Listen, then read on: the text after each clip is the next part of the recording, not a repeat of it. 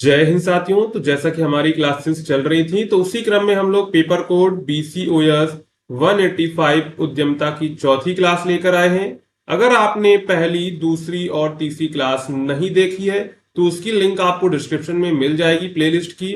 तो वहां से आप लोग उन क्लासेस को जरूर देख लीजिएगा। और अगर आप लोग इंपॉर्टेंट क्वेश्चंस चाहते हैं PDF फॉर्मेट में, जो आप लोग एग्जाम से 2-3 घंटे पहले उसका रिवीजन कर सकें, तो उसके लिए आप गैस पेपर की PDF को डाउनलोड कर सकते हैं। उसके लिए सिंपली आपको गूगल पे जाना है shop.hindustanknowledge.com।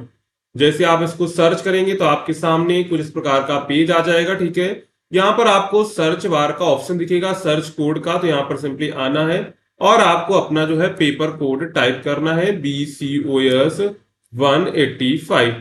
तो यहाँ पर हिंदी और इंग्लिश दोनों लैंग्वेज में आपको मिल जाएगा। किसी भी मीडियम के आप स्टूडेंट हैं उसको आप सिंपली यहाँ पर क्लिक करना है और बाय नाउ के बटन पर इसको क्लिक करके आपको परचेज कर लेना है। अगर आपको कोई प्रॉब्लम होती है तो आप इस नंबर पे व्हाट्सअप कर सकते हैं या फिर इस व्हाट्सअप आइकन पर क्लिक करके व्हाट्सअप को एक्सेस कर सकते हैं। पेमेंट करने के बाद एक बार अपना जो है आप लोग स्पैम फोल्डर ईमेल का चेक कर लीजिएगा। वहां पर इसका जो है PDF डाउनलोड करने का लिंक आपको प्रोवाइड हो जाता है। ठीक है, अगर कोई प्रॉब्लम होती है तो आप इस नंबर पे आप व्हाट्सअप हमको कर सकते हैं। तो चलते हैं वापस हम अपने क्वेश्चंस की ओर। अब बात करते हैं, अगर आप लोग इस क्वेश्चन पेपर की जो ये पढ़ाया जा रहा है इसकी PDF डाउनलोड करना चाहते हैं तो उसके लिए आपको गूगल पे सिंपली जाना है BCOS 185 इंपॉर्टेंट क्वेश्चंस जून 2025 हिंदुस्तान नॉलेज सर्च करना है। आपको एक आर्टिकल मिलेगा, आर्टिकल से वहां से आप लोग जो है इसकी PDF को डाउनलोड कर सकते हैं। नहीं तो टेलीग्राम पर भी हम लोग इसकी लिंक शेयर कर देते हैं, तो वहां से भी आप लोग डाउनलोड कर सकते हैं। और टेलीग्राम चैनल को ज्वाइन करना मत भूलिएगा, इससे इंपॉर्टेंट अपडेट जो है आपको टाइम टू टाइम मिलती रहती है। तो यहाँ पर हमारा सबसे पहला प्रश्न है, बाजार अनुसंधान क्या है? व्यवसाय में बाजार अनुसंधान की प्रक्रिया को समझाइए और इसके महत्व की व्याख्या कीजिए। यानी कि सबसे पहले देखेंगे बाजार अनुसंधान क्या है और व्यवसाय में बाजार अनुसंधान की प्रक्रिया को समझाना है और इसके महत्व क्या होता है वो देखेंगे। तो बाजार अनुसंधान यानी कि मार्केट रिसर्च एक ऐसी प्रक्रिया है जिसमें किसी उत्पाद या सेवा के बारे में उपभोक्ताओं की पसंद, जरूरतें, आदतें और बाजार की स्थिति को समझा जाता है। इसका मुख्य उद्देश्य होता है कि व्यवसाय को सही निर्णय लेने में मदद मिले ताकि वह ग्राहकों की जरूरतों के अनुसार अपने उत्पाद या सेवाएं दे सके। यानी कि मार्केट रिसर्च का मतलब ये होता है कि मार्केट में कौन सी चीज ज्यादा बिक रही है, कौन सी चीजें ज्यादा नहीं बिक रही हैं, व्यक्ति को कौन सी चीजें ज्यादा पसंद आ रही है, यानी ग्राहकों को कौन सी चीज ज्यादा पसंद आ रही है। तो उसी के हिसाब से जो है कोई कंपनी भी उत्पाद अपनी जो है सेवाएं देती है। तो तो यहाँ पर बाजार अनुसंधान का मतलब क्या है? बाजार अनुसंधान का मतलब है कि बाजार के बारे में जानकारी प्राप्त करना कि उपभोक्ताओं को कौन सी चीजें पसंद आ रही हैं, उनकी जरूरतें क्या है, उनकी आदतें क्या है। ये सारी चीजें जो जानना ही क्या कहलाता है? बाजार अनुसंधान यानी कि मार्केट रिसर्च कहलाता है। इसके बाद है बाजार अनुसंधान की प्रक्रिया यानी कि process of market research in business. तो सबसे पहले अगर हमको बाजार अनुसंधान करना है यानी कि मार्केट रिसर्च करनी, सबसे पहले हम क्या करेंगे? समस्या की पहचान करेंगे यानी कि प्रॉब्लम आइडेंटिफिकेशन। सबसे पहले यह समझना जरूरी है कि व्यवसाय को किस तरह की जानकारी चाहिए, जैसे नया उत्पाद लॉन्च करना है या ग्राहक की राय जाननी है। इसके बाद है अनुसंधान की योजना बनाना। तय किया जाता है कि जानकारी कैसे इकट्ठा की जाएगी, प्राथमिक या द्वितीयक तरीके से। प्राथमिक डेटा सीधे ग्राहकों से एकत्र किया जाता है जैसे सर्वे, इंटरव्यू, फोकस ग्रुप। और द्वितीयक डेटा जो होता है पहले से मौजूद स्रोतों से लिया जाता है जैसे रिपोर्ट, इंटरनेट, सरकारी आंकड़े। ये सारी चीजें आती हैं, यानी कि अनुसंधान की योजना बनाना। इसके बाद क्या करते हैं? जानकारी एकत्र करना, यानी कि जो भी जानकारी है वो एकत्र करेंगे। तय योजना के अनुसार डेटा इकट्ठा किया जाता है, इसमें समय, संसाधन और सही उपकरणों की जरूरत होती है। इसके बाद क्या होता है? जानकारी जानकारी का विश्लेषण होता है यानी कि डाटा एनालिसिस होता है। एकत्र किए गए डेटा को समझकर यह पता लगाया जाता है कि उपभोक्ता क्या चाहता है, उसकी क्या समस्या है और बाजार में क्या क्या संभावनाएं हो सकती हैं। इसके बाद क्या करेंगे? रिपोर्ट बनाना और निष्कर्ष निकालना। अंतिम चरण में सारी जानकारी की एक रिपोर्ट बनाई जाती है और उसे जो है व्यवसाय निर्णय लिए जाते हैं। यानी कि अगर हमको बाजार अनुसंधान करना है तो क्या करेंगे? सबसे पहले समस्या की पहचान करेंगे, इसके बाद उसकी योजना बनाएंगे यानी कि जानकारी कहाँ से इकट्ठा करेंगे उसके बारे में। इसके बाद जानकारी एकत्र हो जाएगी तो जानकारी का विश्लेषण करेंगे। इसके बाद क्या करेंगे? इसके बाद फाइनल रिपोर्ट बनाएंगे कि कैसे हमको जो है अपने मार्केट पे अपने प्रोडक्ट को लॉन्च करना है। इसके बाद यहाँ पर देखते हैं बाजार अनुसंधान क्या क्या महत्व क्या होते हैं, इंपॉर्टेंस ऑफ मार्केट रिसर्च। तो ग्राहकों की जरूरतें समझने में मदद मिलता है, यानी कि ग्राहक को क्या चीजें चाहिए, यानी कि मार्केट में किस चीज की डिमांड है, ये किससे पता चलता है, ये हमको मार्केट रिसर्च से पता चलता है। तो अनुसंधान से व्यवसाय को यह जानने में मदद मिलती है कि ग्राहक क्या चाहता है और किस प्रकार का उत्पाद उसके लिए उपयुक्त होगा। इसके बाद है सही रणनीति बनाने में सहायक। शोध के आधार पर व्यवसाय उत्पाद की कीमत, प्रचार और वितरण की बेहतर योजना बना सकते हैं। अगर आपने मार्केट रिसर्च नहीं की है तो आप प्रोडक्ट की कीमत नहीं तय कर सकते, उसका प्रचार नहीं कर सकते हैं, और उसका वितरण कैसे करेंगे, ये सारी चीजें तभी संभव है जब आपने मार्केट की रिसर्च अच्छे से की हो। इसके बाद है प्रतिस्पर्धा से निपटने में मदद मिलती है, यानी कि बाजार अनुसंधान से यह पता चलता है कि प्रतियोगी क्या कर रहे हैं और हमें उन्हें कैसे पीछे छोड़ सकते हैं। अगर आप मार्केट रिसर्च नहीं करेंगे और मार्केट में उतर जाएंगे तो आपकी जो है प्रतिस्पर्धा बड़े बड़े लोगों से होगी। तो इसमें क्या होता है, प्रतिस्पर्धा से निपटने में मदद मिलती है, यानी कि आप रिसर्च करते हैं कि जो हमारे प्रतियोगी यानी प्रतिद्वंदी हैं वो क्या कर रहे हैं और उनसे हमको अलग क्या करना है जिससे हम उनको पीछे छोड़ सकें। इसके बाद है जोखिम कम करता है। नए उत्पाद को लॉन्च करने से पहले शोध करने से गलत निर्णय की संभावना कम हो जाती है। अगर आप मार्केट रिसर्च करते हैं तो आपको पता रहे कौन से प्रोडक्ट की मार्केट में डिमांड है, तो आप उस प्रोडक्ट का जो है मैन्युफैक्चरिंग करेंगे, इससे आपको जोखिम कम रहेगा। इसके बाद है नवाचार और सुधार में सहायक, यानी कि ग्राहकों की प्रतिक्रिया से उत्पाद और सेवाओं में सुधार किया जा सकता है। यानी कि ग्राहक कैसा फीडबैक दे रहे हैं उसके आधार पर उत्पाद और सेवाओं में सुधार किया जा सकता है। इसके बाद यहां पर लिख देंगे निष्कर्ष। तो निष्कर्ष में क्या लिखेंगे, बाजार अनुसंधान किसी भी व्यवसाय की सफलता की कुंजी है। यह न केवल ग्राहकों की जरूरतों को समझने में मदद करता है बल्कि व्यवसाय को बाजार में प्रतिस्पर्धी बनाए रखने भी सहायक होता है। यानी कि अगर मार्केट रिसर्च जो है अगर आपने अच्छे से की है तो आप प्रोडक्ट को मार्केट में अच्छे से लाएंगे और उससे अच्छा प्रॉफिट भी कमा सकते हैं। ये क्या करता है, ये जो है ग्राहकों की जरूरतों को समझने में मदद करता है, जिससे हम लोग जो मार्केट में प्रतिस्पर्धा जो है अच्छे से कर पाते हैं। इसके बाद चलते हैं, यहाँ पर हमारा दूसरा प्रश्न है व्यावसायिक योजना क्या है। व्यावसायिक योजना लिखने में प्रमुख तत्वों की व्याख्या कीजिए। तो व्यावसायिक योजना यानी कि बिजनेस प्लान एक लिखित दस्तावेज है जिसमें किसी व्यवसाय के उद्देश्य, रणनीति, कार्य योजना, वित्तीय जानकारी और भविष्य की योजनाओं का विस्तृत वर्णन होता है। यानी कि व्यवसायिक योजना का मतलब क्या है, एक दस्तावेज, एक फाइल होती है जिसमें यह लिखा होता है कि जो हम कोई बिजनेस कर रहे हैं तो उसका उद्देश्य क्या है, उसको हम कैसे एग्जीक्यूट करेंगे और उसका कार्य योजना क्या रहेगा, और उसमें फाइनेंस यानी कि वित्तीय जानकारी रहेगी, और भविष्य में ये कंपनी क्या करेगी, कैसे करेगी, ये सारी चीजें जो है उसमें रहती हैं। यह योजना यह बताती है कि कोई व्यवसाय कैसे शुरू किया जाएगा, कैसे चलेगा और किस दिशा में आगे बढ़ेगा। इसके बाद है यह योजना न केवल नए व्यवसाय शुरू करने के लिए जरूरी होती है बल्कि निवेशकों को आकर्षित करने, ऋण प्राप्त करने और व्यवसाय को सही दिशा में देने में मदद करती है। ये क्या करती है, ये जो है नए व्यवसाय शुरू करने के लिए जरूरी होता है और इससे क्या होता है बल्कि निवेशकों को आकर्षित करने का, ऋण प्राप्त करने और व्यवसाय को सही दिशा में भी देने में मदद करता है। यानी कि अगर आपका बिजनेस प्लान अच्छा होगा तो निवेशक आपके बिजनेस प्लान को सुनेंगे और वो आपके जो है बिजनेस में पैसा लगाएंगे। इसके बाद है व्यवसायिक योजना के प्रमुख तत्व कौन कौन से होते हैं।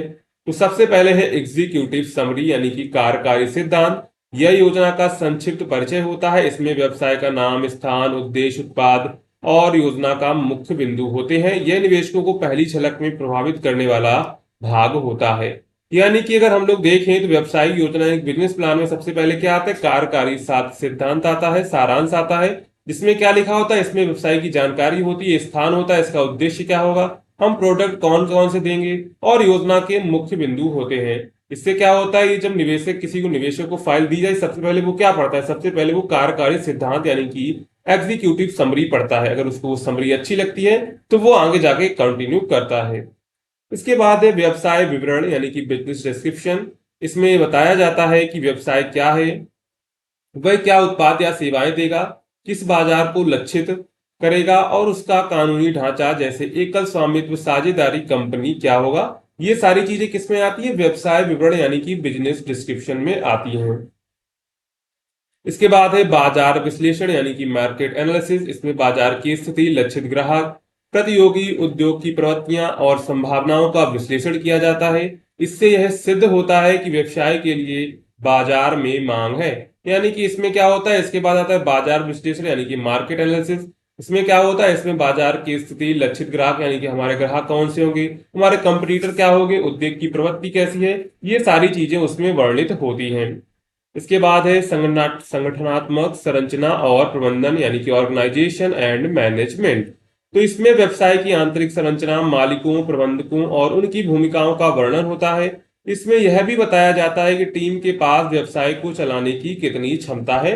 ये सारी चीजें किसमें होती हैं, ये सारी चीजें संगठनात्मक संरचना और प्रबंधन में रखी जाती हैं। इसके बाद है उत्पाद या सेवा विवरण, जिसमें प्रोडक्ट या सर्विस का डिस्क्रिप्शन होता है, जिसमें यह बताया जाता है कि व्यवसाय कौन से उत्पाद या सेवाएं प्रदान करेगा, वे कैसे काम करेंगे, उनका क्या विशेष महत्व है और वे ग्राहकों की किस समस्या का समाधान करेंगे। ये सारी चीजें किसमें होती हैं, उत्पाद या सेवा विवरण में होती हैं। इसके बाद है विपणन और बिक्री रणनीति यानी कि मार्केटिंग एंड सेल्स स्ट्रेटेजी।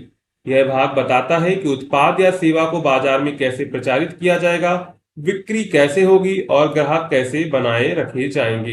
यानी कि विपणन और बिक्री रणनीति में क्या होता है, इस भाग में जो है उत्पाद या सेवा को बाजार में कैसे प्रचार यानी एडवर्टाइजमेंट किया जाएगा, इसकी बिक्री कैसे होगी और इसके ग्राहक कैसे बनाए रखे जाएंगे, ये सारी जानकारी होती है। इसके बाद है वित्तीय योजना यानी कि फाइनेंशियल प्लान। इसमें आय व्यय का पूर्वानुमान, नकदी प्रवाह यानी कैश फ्लो, लाभ हानि का विवरण और पूंजी की आवश्यकता दी जाती है।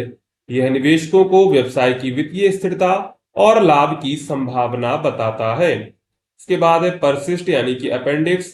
इसमें अतिरिक्त दस्तावेज जैसे लाइसेंस, प्रमाण पत्र, रेज्यूमे, अनुबंध आदि जोड़े जाते हैं। इसके बाद हम लोग यहाँ पर निष्कर्ष लिखेंगे। तो एक व्यवसाय योजना व्यवसाय की सफलता के लिए एक मार्गदर्शन की तरह होती है। यह न केवल व्यवसाय को शुरू करने में मदद करती है, बल्कि उसे आगे बढ़ाने के लिए एक स्पष्ट दृष्टिकोण भी प्रदान करती है।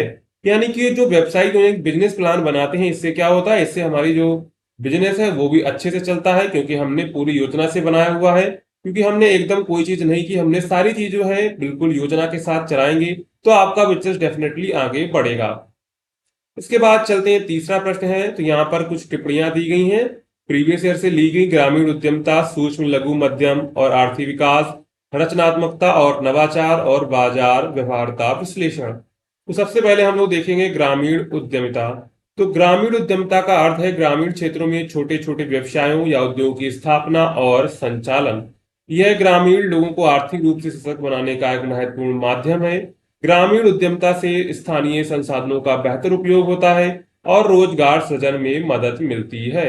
इससे ग्रामीण क्षेत्र की आर्थिक स्थिति में सुधार होता है। इसके अलावा यह कृषि आधारित उद्योगों, हस्तशिल्प, सूक्ष्म उद्योगों आदि के विकास को प्रोत्साहित करता है। तो यहाँ पर ग्रामीण उद्यमिता का मतलब क्या है, ग्रामीण क्षेत्रों में छोटे छोटे व्यवसाय या उद्योगों की स्थापना करना क्या कहलाता है, ग्रामीण उद्यमिता कहलाता है। इसमें क्या होता है, ग्रामीण लोगों को आर्थिक रूप से सशक्त बनाने के लिए माध्यम होता है।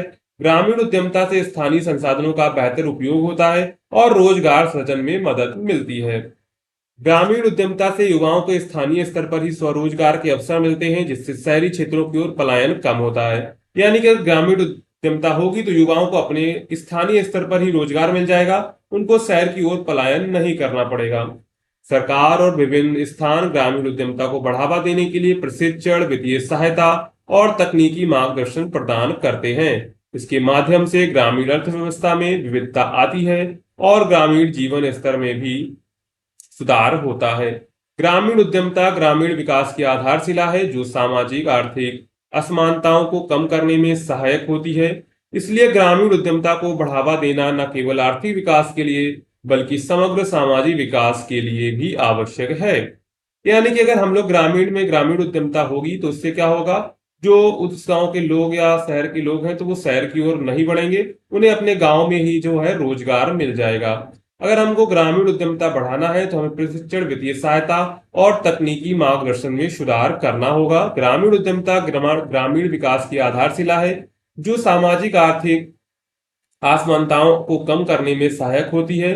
इसलिए ग्रामीण उद्यमिता को बढ़ावा देना न केवल आर्थिक विकास के लिए बल्कि समग्र सामाजिक विकास के लिए भी आवश्यक है।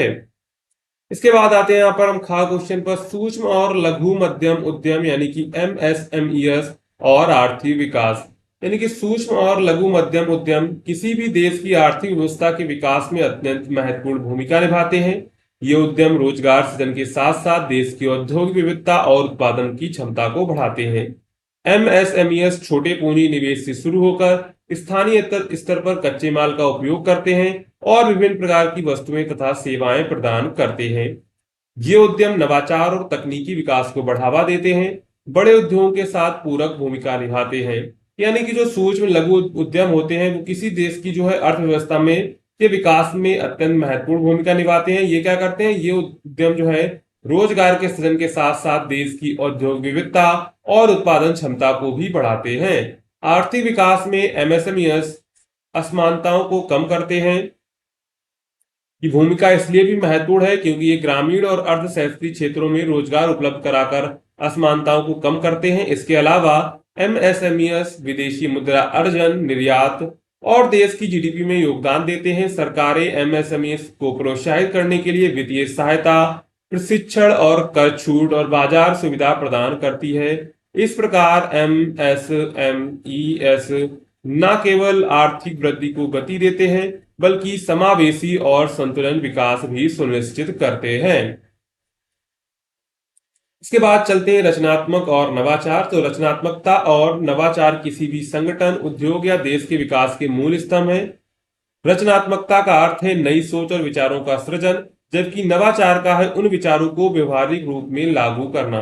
देखिए रचनात्मकता का अर्थ क्या है, नई सोच और विचारों का सृजन मतलब कि निर्माण, और इसके बाद जो है उन विचारों को व्यवहारिक रूप में लागू करना किसका काम है, नवाचार का काम है।